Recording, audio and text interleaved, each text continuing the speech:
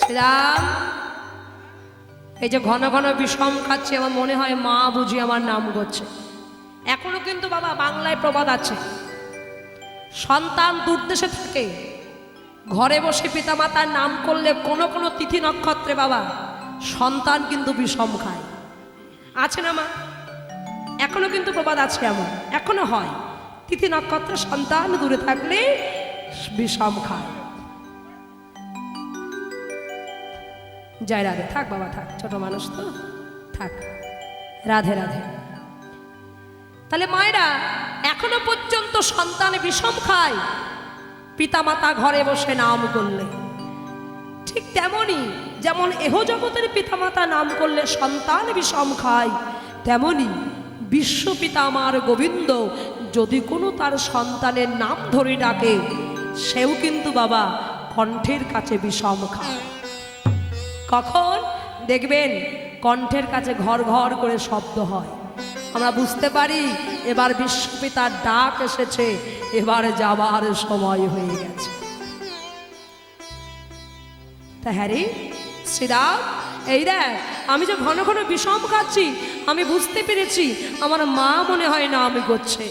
শ্রীরাম, আর মনে হয় থাকা যাবে না, চল চল। জানিস শ্রীরাম, মনে রেখে দিস, জীবনে কিছু করিস বা না করিস, তবে একটা কর্ম যেন করবি না।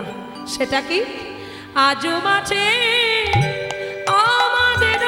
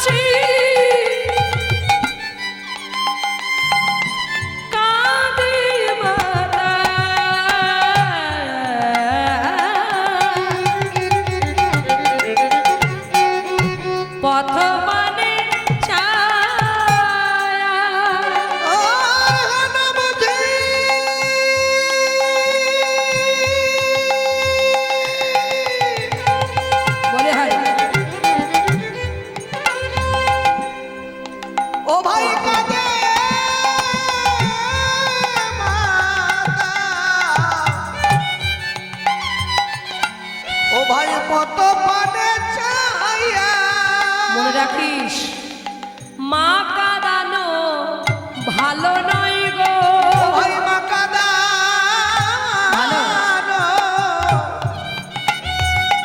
ভালো নয় ভাই, মা কাঁদানো ভালো নয় গো, বলি মা কাঁদানো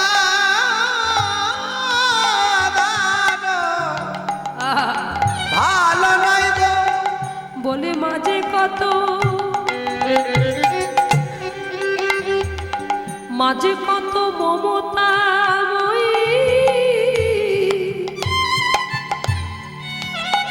সেই মা কাঁদানো ভালো নয় গো। ও ভাই মাঝে কত মা কত মমতাময়ী,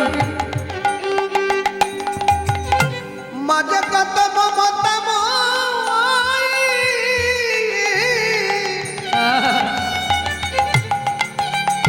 ও ভাই মা কাঁদানো ভালো নাই গো। শ্রীরাম, জগতে মা যে কত মমতাময়ী, মায়ের কত গুণ, সবাই কি বোঝে? বোঝে বাবা? মায়ের দরদ কি সবাই বোঝে বাবা? বোঝে কারা? সবাই জীবনে বোঝে একদিন। কোন দিন? যে এখন বুঝতে পারছে না একদিন বুঝবে। কোন দিন জানো মা? যার হারাইছে মা সেই তো জানে, যার হারাইছে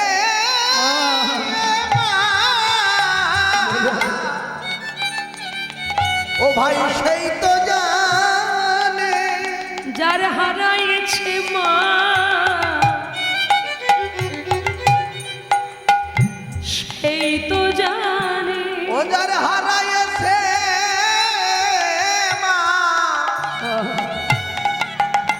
জগতে সেই তো জানে বলি মাঝে কত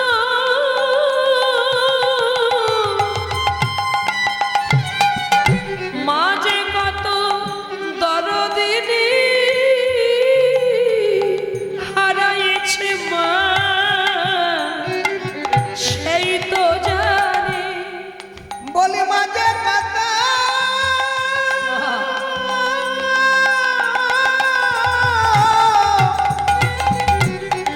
বলে হারায় ও ভাই মমতা যার হারাইছে মা সেই তো জানে অন্য জনে জ্বালা জানবে কেনে যার হারাইছে মা সেই তো জানে ব্যথায় অন্য জনে বুঝবে কেনে সেই তো জানে এই অন্য জনে জানবে কেনে হারাইছে মা সেই তো জানে অন্য জনে জানবে কেনে হারাইছে মা সেই তো জানে অন্য জনে জানবে কেনে হারাইছে মা সেই তো জানে বলি মাঝে কত মমতাময়ী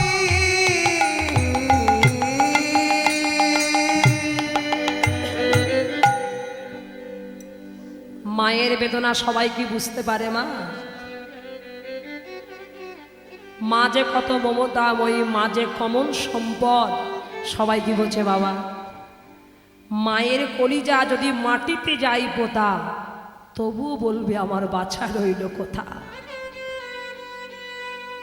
মা মরে গিয়েও সন্তানের মঙ্গল কামনা করে যায় যেন আমার সন্তান ভালো থাকে আমার সন্তান সুখে থাকে একটা সন্তান একটা পিতামাতাকে হাজার আঘাত করতে পারে কিন্তু পিতামাতাকে ভুলেও একটা আঘাত করতে পারে মা ভুলেও কিন্তু পিতামাতা একটা আঘাত করতে পারে না যে সংসারে মা কাঁদে জেনে রেখো যে সংসারে মা কাঁদে সেই সংসারে কখনো লক্ষ্মী দেবী বিরাজ করতে পারেন না সে সংসার থেকে অচিরেই লক্ষ্মী দেবী বিতাড়িত হয়ে চলে যায় কথায় আছে মা সন্তান যদি খারাপ হয়ে যায় দায়ী হয় কে জানো পিতা না মাতা কে মা সন্তান খারাপ হয়ে গেলে দায়ী হয় কে পিতা না মাতা মা মনে রেখে দিও বাবা হলো বীজ আর মা হলো ক্ষেত্র মাটি যদি ভালো হয় ফসলটাও ভালো হতে বাধ্য হয়ে যায় যদি মাটি খারাপ হয় ফসলটা নষ্ট হয়ে যেতে বাধ্য হয়ে যায় একটা মাই পারে একটা কৃষ্ণ ভক্ত সন্তান তৈরি করতে হয়তো মায়েরা মনে মনে ভাবতে পারেন সব দোষ কি আমরা করলাম বাবারা কোনো দোষ করি না না মা একটা কৃষ্ণ ভক্ত সন্তান তৈরি করতে গিয়ে পিতার কোনো ভূমিকা নাই একটা মায়ের ভূমিকা মা যদি হয় কৃষ্ণ ভক্তিমতী সন্তানও হবে কৃষ্ণ ভক্ত দেখবেন কথায় আছে সংসার সুখী হয় কার গুণে পুরুষের গুণে বাবা রমণীর গুণে রমণীর গুণে কেন পুরুষ যে পুরুষ তার সারাটা জীবন ধরে অর্থের জন্য সংসারকে প্রতিপালন করতে অর্থের জন্য ছুটেই গেল কর্ম করেই গেল সে পুরুষের কি কোনো মূল্য নাই বোঝে না পুরুষ সারা জীবন কর্ম করে গেল কর্ম করেও সংসারকে সুখী করবে একমাত্র রমণী বলছে কেমন করে দেখবেন বাবা আপনি একটা আত্মীয়র বাড়িতে বেড়াতে গেছেন কোনো গৃহস্থের বাড়ি আপনি বেড়াতে গেছেন বাবা সেই বাড়িতে একটা গৃহকর্তা বাড়ির যে মালিক গৃহকর্তা আপনাকে খুব আপ্যায়ন করছে আদর যত্ন করছে কিন্তু বাড়ির গৃহিণী বদনটা ভার করে বসে আছে সেই বাড়িতে গৃহকর্তা যদি আপনাকে পরমান্নও দেয় মনে হবে বিষ সেবা করছি তাই না কিন্তু বাড়ির গৃহকর্তার কথা বলার দরকার নাই যদি গৃহিণী বদনটা হাসি হাসি মুখে মিষ্টি বাসি হয়ে আপ্যায়ন করে মনে হয় জল সেবা করলেও মনে হয় অমৃত সেবা করেছে তাহলে সংসার সুখী হবে একমাত্র রমণীর গুণে। তাহলে বিচার করুন বাবা, এটা আমার কথা নয়, ভাগবত লক্ষ্য করুন। যার পিতা দৈত্য হিরণ্যকশিপুর, দৈত্যের সন্তান দৈত্য হলো না, কে হলো? হরিভক্ত প্রহ্লাদ। কি করে? মায়ের গুণে, পিতার গুণে। বলছে পিতার গুণে নয়, মায়ের গুণে। বাবা দৈত্য, দৈত্যের ঔরস, কিন্তু মাটিটা কে ছিল? কৃষ্ণ ভক্তিমতী। মা ছিল কে? কয়াদু। যখন গর্ভের মধ্যে প্রহ্লাদ ছিল, মা নারদ মুনি আশ্রমে ছিলেন। নারদ মুনি হরণ করে নিয়ে চলে গিয়েছিলেন নারায়ণের আজ্ঞায়। দেবতারা যখন হিরণ্যকশিপুরের রাজ্যে হানা দিয়েছে, হিরণ্যকশিপু সাধনা করতে গেছে, প্রভু নারায়ণ বললেন, নারদ, হিরণ্যকশিপুরের রাজ্য থেকে তুমি কয়াদুকে তুলে তোমার আশ্রমে রেখে দাও। বলছে কেন প্রভু?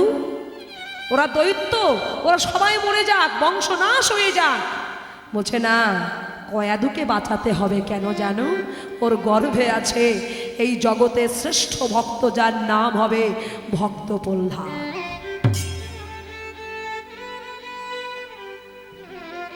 মা কি করেছিলেন? নারদ মুনি আশ্রমে গিয়ে মা ভাগবতীয় কথা শুনেছিলেন নারদ মুনির শ্রীবদনে। মা বাবা শুনেই গেছে, মা শুনেই গেছে। ভাগবতের সার তত্ত্ব মর্ম মা কিন্তু অত বোঝে নাই, কিন্তু গর্ভের মধ্যে প্রহ্লাদ ভাগবতের সার তত্ত্ব মর্ম সব তার জ্ঞাত হয়ে গেল। ভূমিষ্ঠ হলো। প্রথম বুলি বার করলেন কি? হিরণ্যকশিপুর কোলে নিয়েছে সাধনা করে ফিরে এসে, বলো বলো প্রহ্লাদ পিতা, বলো প্রহ্লাদ পিতা, বলো পিতা। বারে বারে বলছে বলো পিতা, বলো পিতা, বলো পিতা। প্রথম বুলি বার করেছেন প্রহ্লাদ কি? পিতা নয়, মাতা নয়, দিদি নয়, দাদা নয়, মামা নয়। চিৎকার করে প্রহ্লাদ বলে উঠল, নারায়ণ নারায়ণ, প্রভু নারায়ণ,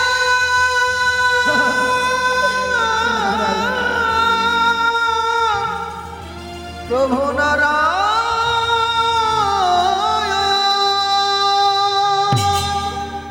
কোল থেকে আছাড় মেরে ফেলে দিল। এই কে আছিস? ওকে মারবার ব্যবস্থা কর। আমার শত্রুর নাম আমার পুত্রের মুখে। বুঝতে পেরেছি বিষ্ণুর কোনো ছল। ভগবান বিষ্ণু তার কোনো অংশ আমার ঘরে জন্ম নিয়েছে আমার সঙ্গে শত্রুতা করবার জন্যে। ওকে মেরে ফেল, ওকে একেবারে মেরে ফেল। রাজপ্রহরীগণ মারবার ব্যবস্থা করলেন। কিভাবে বাবা? পাহাড় থেকে ফেলে দিল।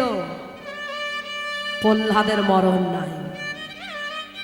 ফুটান্ত তেলের কড়াই ছেড়ে দিয়েছে, প্রহ্লাদের মরণ নাই। অথই সাগরে ফেলে দিয়েছে, প্রহ্লাদের মরণ নাই। কিছুতেই প্রহ্লাদকে মারতে পারছে না। অবশেষে হোলিকা এসেছে। হোলিকাকে বাবা? হোলিকা হলো হিরণ্যকশিপুরের বোন, প্রহ্লাদের পিসিমা। হোলিকা এসে ছুটতে ছুটতে দাদার কাছে এসে বল, দাদা দাদা, এ কি হোলিকা, তুমি এতদিন কোথায় ছিলে? দাদা আমি সাধনা করতে গিয়েছিলাম, সাধনায় সিদ্ধি লাভ করেছি, সৃষ্টিকর্তা ব্রহ্মার কাছ থেকে আশীর্বাদ পেয়েছি, আমার কখনো দেহকে আগুন স্পর্শ করতে পারবে না। তুমি এক কাজ করো, তোমার শত্রু তোমার পুত্র, ওকে আমি মারবো, কেউ মারতে পারবে না। তুমি আগুনের ব্যবস্থা করো, আমি প্রহ্লাদকে আদর করতে করতে আগুনে গিয়ে বসবো, প্রহ্লাদ পুড়ে ছাই হয়ে যাবে, আমার কিছু হবে না। কাঠের মঞ্চ করেছে মা, কাঠের মঞ্চে ঘি লেপন করে দিয়েছে। রাশি রাশি কাঠ, মন মন ঘি আনা হলো। হোলিকা প্রহ্লাদকে কোলে নিয়ে আদর করতে করতে কাঠের মঞ্চে গিয়ে বসেছে। ইশারা করলেন, দাদা আগুন দিয়ে দাও। ঘি যেই আগুন লেগেছে বাবা, আগুন দাউ দাউ দাউ দাউ করতে করতে দাউ দাউ করতে করতে যেই প্রহ্লাদের কাছে এসে প্রহ্লাদের অঙ্গ স্পর্শ করতে যাবে, প্রহ্লাদ নয়ন মুদ্রিত করে নারায়ণ নারায়ণ প্রভু নারায়ণ,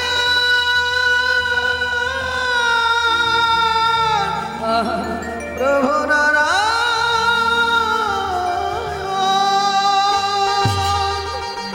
নারায়ণ রক্ষা করো নারায়ণ, বিপদ ভঞ্জন মধুসূদন,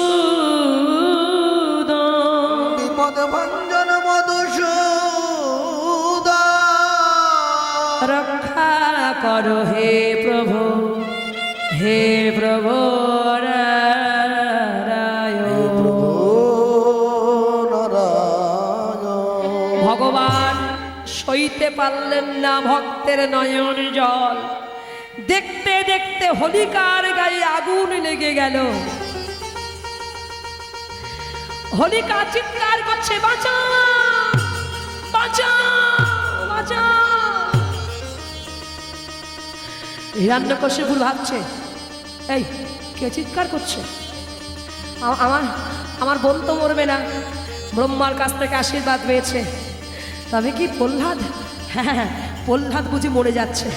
আমার এতদিনের শত্রুর বিনাশ হচ্ছে, বেশি করে কাঠ দে, বেশি করে ঘি দে, বেশি করে কাঠ বেশি করে ঘি দিয়ে ছায়ের পাহাড় হয়েছে, আগুন নিভে গেছে।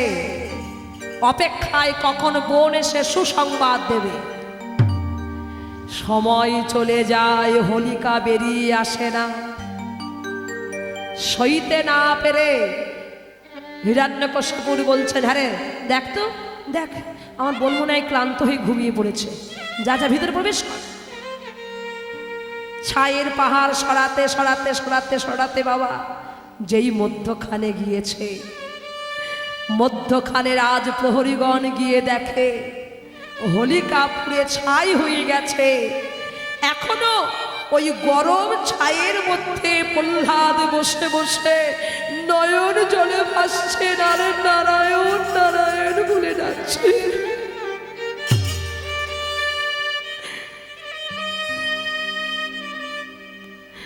রাজ প্রহরীগণ আর হিরণ্যকশিপুরকে ভয় করলেন না, ছুটে গিয়ে প্রহ্লাদকে বক্ষে জড়ায় ধরে বলছে, প্রহ্লাদ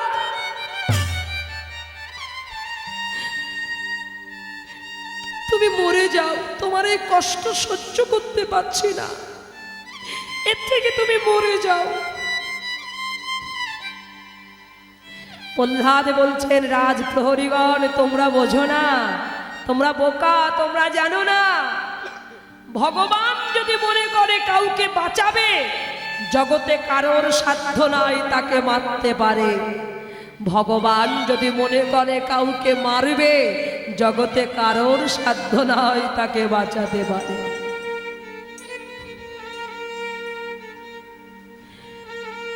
যেই প্রহ্লাদকে পরশ করে সেই নারায়ণ নারায়ণ বলে কেঁদে ওঠে। সেই ছাই সবাই অঙ্গে মাখছে, মাখো ওই ছাই, এ যে কৃষ্ণ ভক্ত রক্ষা করা ছাই, আকাশ বাতাস ছাই উঠছে। ওই দিন থেকে বাবা হোলি খেলার সৃষ্টি হলো। এই যে আমরা রং খেলা করি, হোলি খেলা করি, সমগ্র ভারতবাসী আমরা সনাতন ধর্মীয় মানুষ, শুধু ভারতবর্ষ নয় বিদেশেও এই হোলি খেলার দিন উদযাপন হচ্ছে। মানুষ রঙে আমরা রাঙিয়ে উঠছি নতুন করে প্রতি বছর, যাকে আমরা বলছি গৌর পূর্ণিমা, মহাপ্রভু আবির্ভাব তিথি। এই হোলি খেলা কিন্তু মা শুধু কলিযুগে তা কিন্তু নয়, সত্যযুগ থেকে বয়ে আসছে। কোন দিন সৃষ্টি? এই হোলিকার মৃত্যুদিন থেকে হোলি খেলার সৃষ্টি। দেখবেন এই হোলি খেলার, এই হোলিকার মৃত্যুকে অনেকে উদযাপন করে, আগুন ধরিয়ে দেখবেন, যাকে বলা হয় বাবা ন্যাড়া পোড়া বলে না, আপনাদের এখানে করে, করা হয়। তাহলে সেই হোলিকার মৃত্যুদিন থেকে হোলি খেলা সৃষ্টি হয়ে আসছে আজ এই কলিযুগ পর্যন্ত, সত্যযুগ থেকে। যেই প্রহ্লাদকে পরশ করে সেই নারায়ণ নারায়ণ বলে ওঠে। হিরণ্যকশিপুর ভাবছে না না, আমি প্রহ্লাদকে স্পর্শ করব না, যদি আমি নারায়ণ বলে উঠি, না না আমি স্পর্শ করব না। প্রহ্লাদ তুই এত হরি হরি করছিস, দেখাতে পারবি এই ফটিকের স্তম্ভের মধ্যে হরিকে, তবেই বুঝু তো হরি আছে। প্রহ্লাদ বললেন পিতা, হরি নাই কোথায়? তোমার ভিতরে আমার ভিতরে, তোমার আশেপাশে আমার আশেপাশে, হরি তো সর্বত্রই বিরাজিত। চেয়ে দেখো পিতা, তোমার ফটিকের স্তম্ভের মধ্যে আমার হরি শঙ্খ চক্র গদা পদ্মধারী হয়ে দাঁড়িয়ে আছে। যেই ক্রধান্বিত হয়ে মুষ্টাঘাত করে মারতে গেল, ফটিকের স্তম্ভ বিদীর্ণ হয়ে আবির্ভূত হলেন ভগবান। কেমন? ব্রহ্মার কাছ থেকে আশীর্বাদ নিয়েছিলেন হিরণ্যকশিপুর, যেমন তার বিপরীত হয়ে। কি আশীর্বাদ নিয়েছিলেন? ব্রহ্মার কাছ থেকে আশীর্বাদ নিয়েছেন আমি যেন অমরত্ব লাভ করি। সৃষ্টিকর্তা ব্রহ্মা বললেন, দেখুন আমি নিজেই অমর নই, তোমার কি করে অমরত্ব দান করব? আমি তো নিজেই অমর নই, আমার মরণ আছে, আমার জন্ম আছে, আমি তো নিজেই অমর নয়, তোমার কি করে অমরত্ব দান করব? দেখুন বাবা, একজনকে অভিশাপ দিতে গেলে তার সাধনার প্রয়োজন হয়, তাই না? অভিশাপ দিলে কি অভিশাপ কাজে লাগে না? আমরা কথায় কথায় বলি না তোর অভিশাপ দিলাম এই হয়ে যাবে, অভিশাপ দিলেই কিন্তু কাজে লাগবে না। অভিশাপ দিতে গেলেও নিজের সাধনার প্রয়োজন হয়, আশীর্বাদও করতে গেলেও নিজের সাধনার প্রয়োজন হয়। সৃষ্টিকর্তা ব্রহ্মা বলছেন, দেখো আমি নিজেই তো অমর নয়, তোমার কি করে অমরত্ব দান করব? অন্য কিছু চাও। হিরণ্যকশিপুর ভাবছে আমি এমন কিছু চাইব ব্রহ্মা বুঝতে পারবে না, নিজে অজান্তে অমরত্বই দিয়ে বসবেন। তবে আশীর্বাদ করুন, আমাকে আকাশে মারতে পারবে না, মাটিতে মারতে পারবে না, পাতালে মারতে পারবে না, না ঘরে না বাইরে, না দিনের বেলায় না রাত্রে বেলায়, না কোনো মানুষ না কোনো পশু না কোনো দেবতা, না কোনো অস্ত্রের দ্বারাই আমাকে ছেদন করতে পারবে। তথাস্তু তাই হবে। ভগবান ফটিকের স্তম্ভের ভিতর থেকে বার হয়ে এলেন। কেমন ভাবে? না দিনের বেলায় না রাত্রে বেলায়। কখন বাবা? সন্ধ্যা বেলায়। না ঘরে না বাইরে, চৌকাঠে, না দেবতা না পশু না কোনো মানুষ, উপরে সিংহ মূর্তি, নিচে ভগবান শঙ্খ চক্র গদা পদ্মধারী চতুর্ভুজ হয়ে ভগবান তার নখ দিয়ে, কোনো অস্ত্রের দ্বারাই নয়, নখ দিয়ে বক্ষ ছিন্ন বিচ্ছিন্ন করছেন। কোথায় রেখে? না আকাশে না মাটিতে না পাতালে, নিজের কুরু দেশের উপর রেখে নখ দিয়ে ছিন্ন বিচ্ছিন্ন করছে। নৃসিংহদেব রাগে হুঙ্কার ছাড়ছে। তার হুঙ্কারে বাবা সমস্ত পৃথিবী ভূমিকম্প হচ্ছে, এত হুঙ্কার রাগে। দেবতারা ভাবছে বুঝি পোলা, ভগবানকে শান্ত করো। হিরণ্যকশিপু তো মরে গেছে, কিন্তু ভগবানের রাগ যাচ্ছে না। ভগবানকে শান্ত করতে পারে কে? কেন? লক্ষ্মী দেবীকে পাঠিয়ে দাও, তার প্রেয়সী। লক্ষ্মী দেবী ভগবানের রূপ দেখে কাঁপতে কাঁপতে চলে এলেন। না না, এ তো আমার নারায়ণ নয়, আমি এমন ভগবান জন্মে দেখি নাই, হিংস্র পশুরূপ, না না আমি সাধ্য করতে পারবো না। লক্ষ্মী দেবী চলে গেলেন। দেবতারা চিন্তা করছেন, কেউ কি নাই এমন ভগবানকে শান্ত করতে পারে? এমন সময় নারদ মুনি এলেন। নারদ মুনি এসে বলছেন, আছে একজনই পারে এই ভগবানকে শান্ত করতে। কে জানো? যার জন্যে এমন ভগবান আবির্ভূত হয়েছে, একমাত্র সেই প্রহ্লাদই পারে এই ভগবানকে শান্ত করতে। ছোট্ট 5 বছরের প্রহ্লাদ ভগবান নৃসিংহদেবের সম্মুখে দাঁড়িয়ে স্তুতি করতে লাগলেন। আর নৃসিংহদেব তার জিহ্বা দিয়ে সর্বঙ্গ লেহন করছে। সর্বাঙ্গলে হান করছে, আদর করছে। প্রহ্লাদ, প্রহ্লাদ, প্রহ্লাদ নয়ন মুদ্রিত করে প্রভু নারায়ণকে ডাকছে, প্রভু তোমাকে পাবার জন্য কত ডেকেছি, কত কেঁদেছি, আজ তুমি কৃপা করে আমাকে দর্শন দিয়েছো প্রভু। আমার কত ভাগ্য, আমার মতো ভাগ্যবান জগতে কেউ কি আছে যে সাক্ষাৎ তোমাকে নয়ন ভরে দর্শন করতে পারে?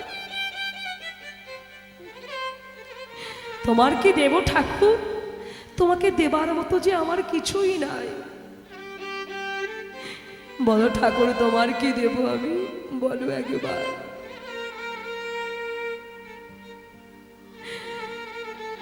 নৃসিংহদেব বলছেন, প্রহ্লাদ আমাকে দেখে তোমার ভয় লাগছে না?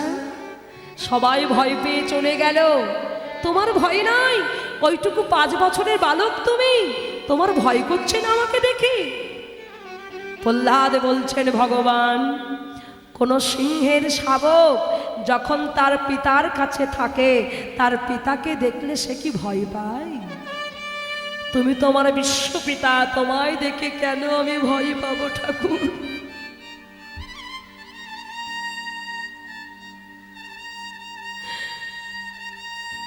নৃসিংহদেব বলছেন, প্রহ্লাদ বাহ, তুমি কি সুন্দর কথা বলতে পারো।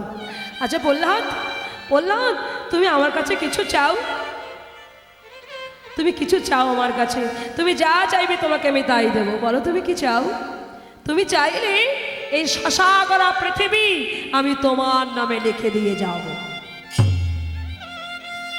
প্রহ্লাদ বলছেন, ঠাকুর যদি বিষয় সম্পদের লোভ আমার থাকতো তবে কি আমি তোমার দেখা পেতাম?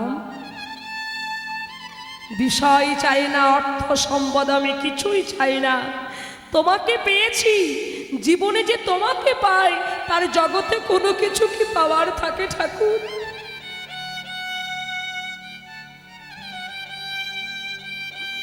বলো ঠাকুর। প্রহ্লাদ তবু তুমি কিছু চাও আমার কাছে? তুমি না চাইলে আমার যে লজ্জা করছে তোমার কাছে, একবার কিছু চাও। প্রহ্লাদ বলছেন, ভগবান তোমার যদি আমার কিছু দিতেই হয় তবে কি দেবে জানো? আমার পিতা তোমার চরণে যত অপরাধ করেছি,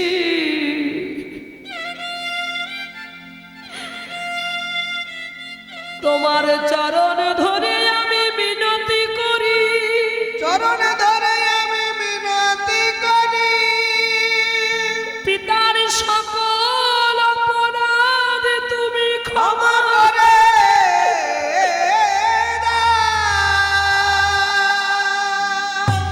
বিচার করুন।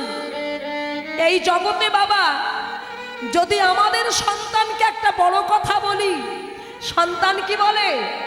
বাবার বিচার করব, বাবা এত বড় কথা বলল, মায়ের শাস্তি দেব, মা এত বড় কথা বলল।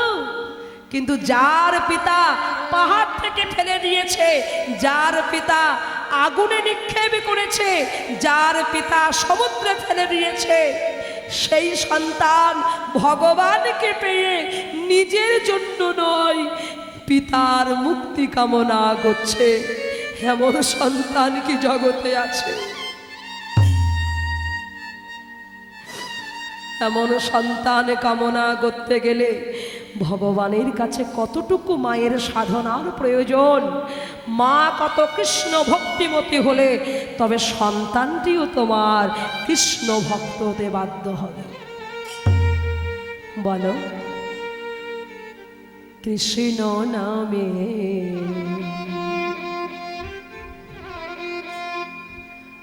কাঁদিবে কবে,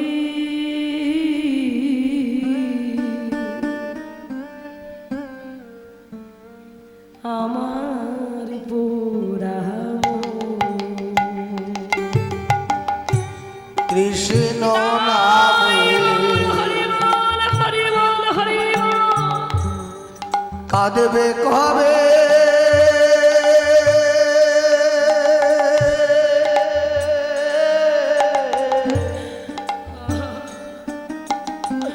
এই আমার পোড়ামো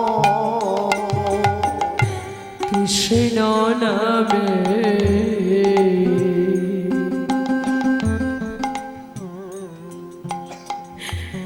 কাঁদিবে কবে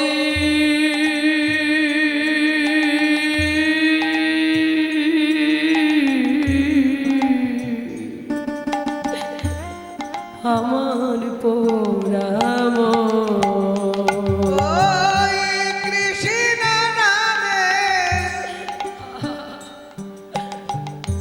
কাঁদবে কবে আমার পোড়ামো কবে আমি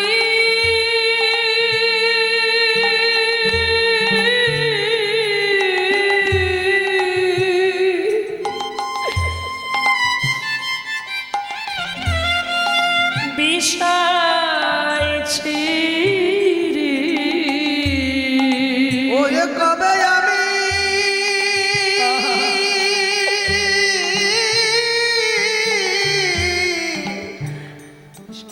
বিষয় ছেড়ে বলি কবে আমি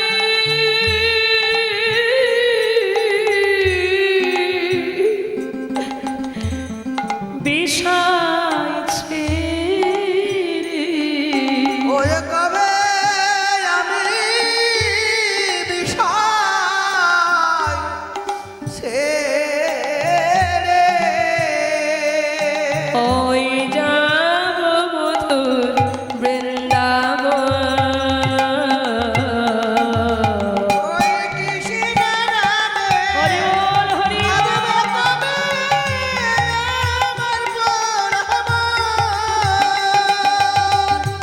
কৃষ্ণ নামে কাঁদবে কবে আমার পোড়ামো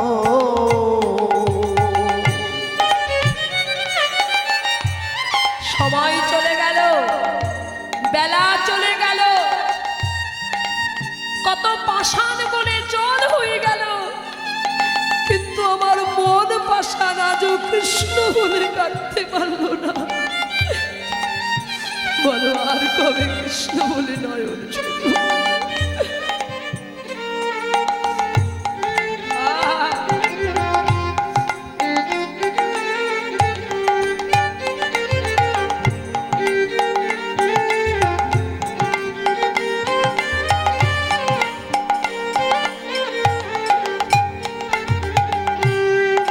কৃষ্ণ নামে নামাবলী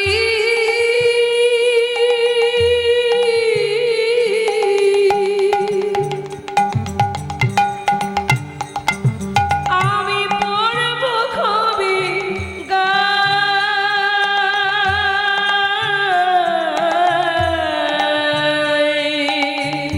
কৃষ্ণ নামে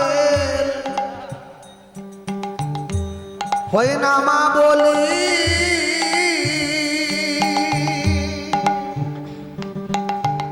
আমি পড়িব কবে গায়?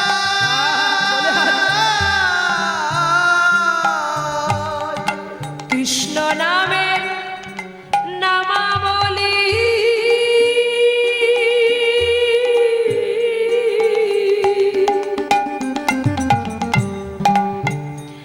আমি পড়ব কবে গায়?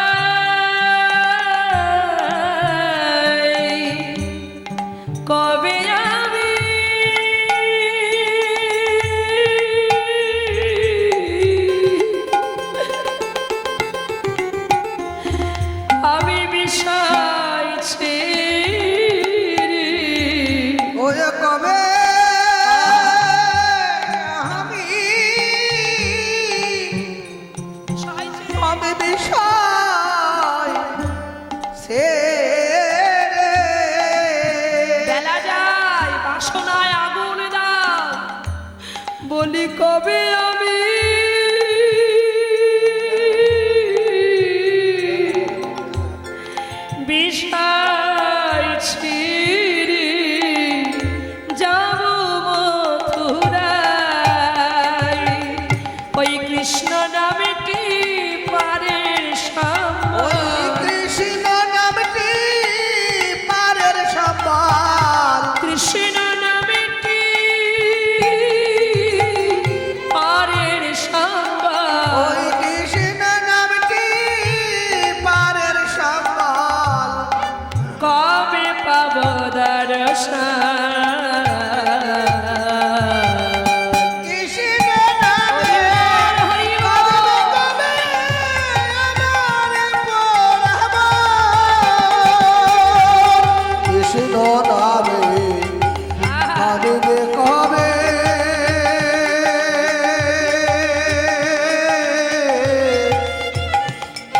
বলো আমার পড়ানো।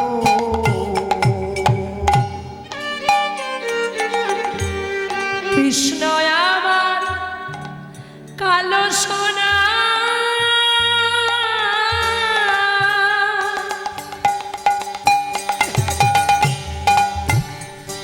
জীবনে বাবা মনে রাখবেন, সুখে থাকলে কিন্তু ভগবানকে ভুলে যেতে হয়, তাই না বাবা? অনেকে আমরা বলি দেখো ও ভগবানকে ভালোবাসে না, ওর কোনো দুঃখ নাই, যন্ত্রণা নাই, কষ্ট নাই, কিন্তু ও গোবিন্দ ভক্ত হয়ে, কৃষ্ণ ভক্ত হয়ে ওর ঘরে কত বিপদ, ওর ঘরে কত জ্বালা। ও কি করে ভক্ত হলো? ওর ঘরে এত জ্বালা, ওর ঘরে এত বিপদ। মনে রাখবেন, জগতে যার কেহ নাই, তার যে গোবিন্দ আছে। জীবনে সুখ এসে গেলে ভগবানকে যে ভুলে যেতে হবে। দুই ভাই, এক ভাই আছে অট্টলিকায়, আর এক ভাই আছে পাতার কুঠিরে। প্রচণ্ড ঝড় এসেছে, যে ভাই অট্টলিকায় বসে আছে তার কিন্তু বাবা ভয় নাই, নিশ্চিন্তে ঘুমিয়ে আছে। কিন্তু যে ভাই কুড়ে ঘরে আছে, ঝড়ের মধ্যে দুটি বাহু তুলে হা কৃষ্ণ গোবিন্দ বলে নয়নে জলে ভাসে। যার জীবনে যত বেশি দুঃখ, যার জীবনে যত বেশি জ্বালা, মনে রাখবে তার সঙ্গে কেহ নাই, আমার প্রাণ গোবিন্দ আছে। তাই কৃষ্ণ আমার কালো সোনা,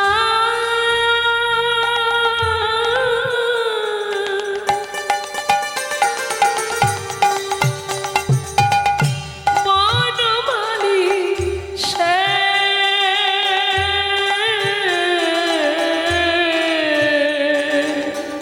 কৃষ্ণ আমার, আমার কালো সোনা,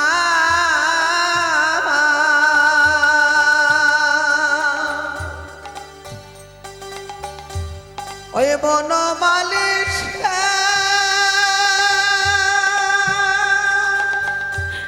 ভুল করিয়া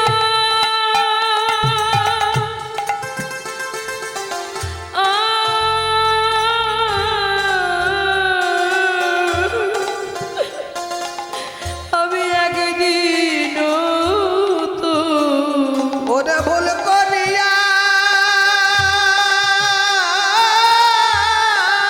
একদিন হতো, আমি ভুল করিয়া